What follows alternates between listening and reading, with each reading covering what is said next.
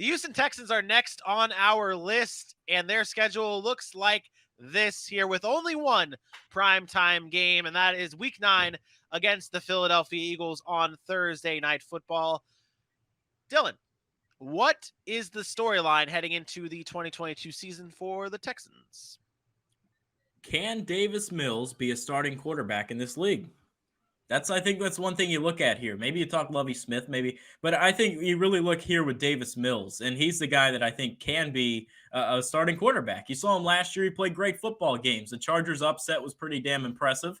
There were times last year where it's like, man, this guy's making throws. He took over the job from Tyrod Taylor and started playing good football. And I mean, this is a guy I really think he can do it. I mean, you look at the numbers there, 16 touchdowns a season ago. I mean, this guy is just he made some great throws. He found Brandon Cooks was his guy most of the year. But, I mean, he needs to take that step. I think this is someone who can absolutely do it in this league, and this is his year to prove it. I mean, they'll find out if he can or not, but he's got a nice division to play with. It's not any big-time defenses. I think he could beat up on the Jags. I think he could beat up on some of the Titans maybe. But, I mean, he's someone that I think can do it. And this is his year too. And I think this is the year they find out as well. Let's see it. I should talk fast, huh? Maybe just in case that way if anything goes wrong, I can never get everyone's out. This season for the Houston Texans isn't anything about other than seeing what you have and how you're going to build on next season. Davis Mills, sure, a great storyline. That was last year's storyline. Is he good enough? We'll find out because they didn't pick anybody. So they obviously think that he can be a starter in the NFL for the Houston Texans. Other than that, how full is your roster and where do you go next season? What implement does Lovie Smith put together that he understands who's going to be his cream of the crop, the people that he puts his hat on season in and season out?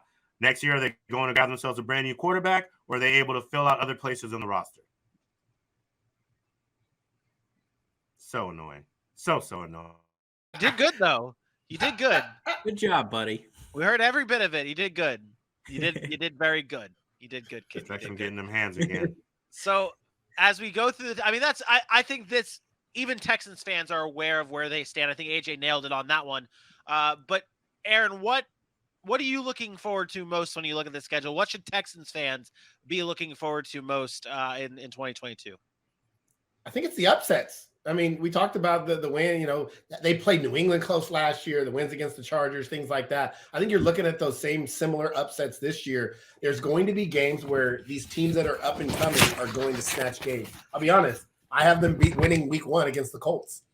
Coming in at home, fired up, new kind of direction, winning week 1. I have them beating 3 good teams this year. I'm beating Vegas, I have them beating Philly, and I have them beating the Colts. And I think that's really what I'm looking at for their schedules is there's no game that we're saying, hey, Houston's going to win that football game. I think we're now just looking for the upsets. Yeah, I think they can do it. And when you look at like the standings that we all have, 5-12 for you, 4-13 for AJ, 4-13 for Dylan, 4-13 for me. That's what were they last year? Were they 3-14? What did they finish last year? I can't remember. I think they were 4. I think they were 4-13. So they're traveling down that same road where they're playing spoiler for everybody, and I think they can do it. I mean, let me take a look and see at my schedule here for the Texans. I have them beating Chicago, not really a big upset. I have them beating Washington. That's an upset. Carson Wentz comes into town. Yeah, he'd be Carson Wentz is the quarterback. It's not an upset. Damn it. Then I don't have them beating. Oh, I have them beating Indianapolis in Week 18. Does that count? You have that backwards though. What? You have that backwards. They're probably not going to go to Indy and beat Indy, but I mean, we look at if you look at the rest of the standings and how I have it shaping out, Indy is playing for nothing Week 18. And how do you know? Wild cards in a tough AFC, you jabroni. They're winning the division, you clown. It could be for a seed. It could be for the number 1 seed, number 2 seed, number 3 seed. I have a hard time seeing that, but you're correct.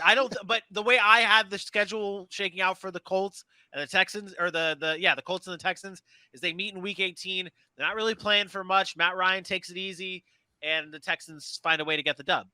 That's the way I see it, and they end up with Bryce Young next year, and we see Bryce Young and John Mechie together tearing it up. That's what's going to end up happening. So you don't believe in Davis Mills then? It's not that I don't believe in Davis Mills. It's that that's what you just said. By saying they're taking Bryce Young, it means you don't think Davis Mills is the guy. Davis Mills, I think he can be a decent quarterback in this league. I just think that next year, when next year rolls around and you're looking at Bryce Young or Davis Mills, you're not going to be able to pass up on Bryce Young or even CJ Stroud, not even to be a homer. Yeah, because you have to have a horrible quarterback to feel that you're going to go and replace him next season. Like if you think that Davis Mills has been in place, like I'm talking like Josh Rosen was picked 10 overall, then the next year number 1 they went Kyler Murray because Josh Rosen was historically bad. If Davis Mills comes into the season and he plays well and he does what they need to do, they may look to fill out other places in their roster and then get a transcendent quarterback in years to come. At 4-13, I'm not sure that actually you can't use their record. You can't use their record. Yeah, that's fair. That's fair. I figured it out, guys. This Houston Texans team was the 2020 Jacksonville Jaguars because they had a quarterback where they just tried Gardner Minshew, right? Give him the reins. This is your shot. If you have a bad year, you could get a Trevor Lawrence, a high draft pick, and a quarterback. If not, he could take over and be that starter long term. That's what they got with Davis Mills here. Nope. It's completely different because Davis Mills was actually drafted with some draft capital, whereas Gardner Minshew was what? Davis, they invest can't forget they did. I mean, he wasn't a first round pick, but they did invest in Davis Mills. Like it's not like they didn't invest in him. So they're going to give him an opportunity. That's what, and I think that opportunity is this year. And I think if he does, even if I get it, the schedule saying or the record saying 4-13 might not tell the whole story, but I think when you're looking at it on paper and you see, okay, Davis Mills or CJ Stroud or Davis Mills or Bryce Young, I think you might take your shot. Bryce Young won't even be a top 3 quarterback drafted next year. Really? He won't. We don't have to get into that.